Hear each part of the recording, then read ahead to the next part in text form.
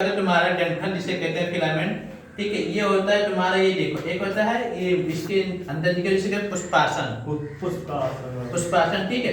ये क्या होता है, इसे कहते हैं थैलेमस, ठीक है। पुष्पासन को इंग्लिश में कहते हैं थैलेमस।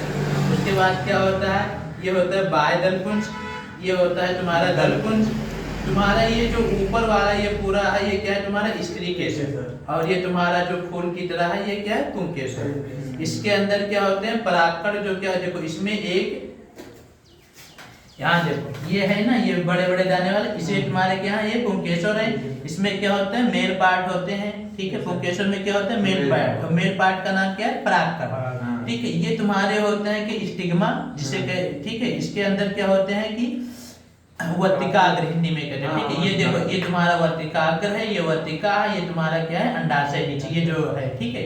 ये मोटा वाला पार्ट, यहाँ देखो ये वाला जहाँ से निकले हैं कि मोटा वाला पार्ट क्या है अंडाशय, ओवरी, स्टाइल और स्टिग्मा, ठीक है। तुम्हारा क्या होता है परागकण किसी के द्वारा, देखो एक होता है तुम्हारा आएगा परागण, परागण मतलब तो पॉलिनेशन। ये तुम्हारा क्या होता है, एक सेल्फ पॉलिनेशन होता है, क्रॉस पॉलिनेशन होता है। सेल्फ पॉलिनेशन मतलब होता है कि जिस वह फूल जिसमें मेल और फीमेल पार्ट दोनों हो, ये देखो इसमें क्या होगा, तुम्हें किसी की सहायता नहीं लेनी है, हल्का भी हवा चलेगा तो इसका परागकण इसमें आ जाएगा। इसके द्वारा यहाँ से क्या होगा, परागकण एक नली बनाती है, ठीक है, जिसे क्या कहते हैं पराग नली, ठीक है, यानी पोलन ट्यूब। ये क्या कहते हैं, यहाँ से पराग नली तुम्हारे क्या करेगी, जब बनाएगी ट्यूब बनाएगी तो यहाँ से क्या होता है, उसमें एक परागकण में दो मेल, क्या कहते हैं, दो मेल कण होते हैं, ठीक है। ये क्या करेंगे, यहाँ से आएंगे तुम्हारे ओवरी में, ओवरी में एक होती है जनन कोशिका, जो कि वहां पर क्या करती है, इसके जो ट्यूब बनाए होते हैं उसी के द्वारा आते हैं दोनों परागकण और इसमें मिलते हैं और जनन करते हैं, ठीक है। यानी और जो तुम्हारा ये जो ओवरी है, ये किसमें चेंज हो जाएगा, फल में, और इसके अंदर तुम्हारा जो सीड बनेगा उसके अंदर क्या होगा, जो तुम्हारा परागकण आया है उसी के द्वारा जो जिससे बने आएगा क्या बीजांड होता है। इसके अंदर बीजांड क्या करता है, बीज में चेंज हो जाता है, और तुम्हारा ओवरी जो होता है वो फल में यानी गूदे में चेंज हो जाता है, ठीक है।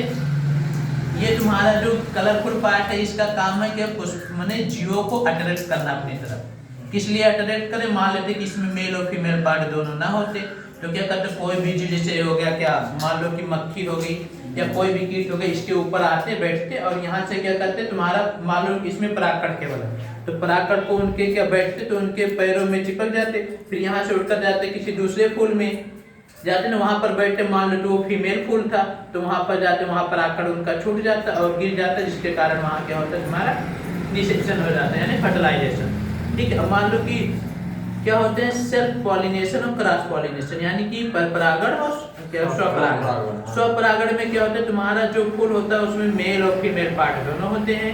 परपरागण में या तो फूल वो मेल ही होगा या फूल वो फीमेल ही होगा, दोनों नहीं होगा।